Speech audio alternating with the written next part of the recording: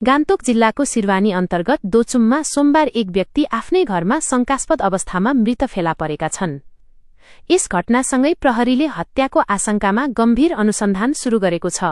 प्रहरीका अनुसार ती व्यक्ति शरीरमा चोटपटकसहित घरभित्र अचेत अवस्थामा रहेको जानकारी प्राप्त भएपछि सिङताम प्रहरी चौकीमा एफआईआर दर्ता गरिएको थियो। प्रहरी टोली घटनास्थलमा पुग्दा ओछ्यानमा गम्भीर चोटपटक लागेको अवस्थामा शव फेला परेको थियो। प्रारम्भिक अनुसन्धानबाट घटना हुनुभन्दा एक दिन अघि मृतकको आफ्नै पत्नीसँग हातपात र झैझगडा भएको खुलेको छ।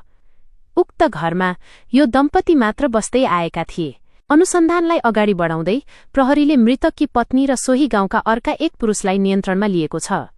अनुसन्धानकर्ताहरूका अनुसार सोधपुछको क्रममा ती दुवै आरोपीले नाइलनको डोरीले घाँटी कसेर हत्या गरेको स्वीकार गरेका छन्। दुवै आरोपीलाई स्वास्थ्य परीक्षणका लागि सिङताम जिल्ला अस्पताल लगिएको थियो, जहाँ महिलालाई भने निगरानीका लागि अस्पतालमै भर्ना गरिएको छ।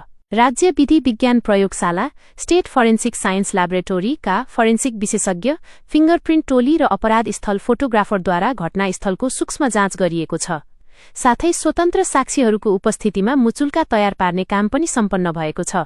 हाल शवलाई पोस्टमार्टमका लागि सिङताम जिल्ला अस्पतालको शवगृहमा राखिएको छ। सम्पूर्ण कानूनी प्रक्रिया पूरा भएको र यस विषयमा थप अनुसन्धान भइरहेको प्रहरीले पुष्टि गरेको छ।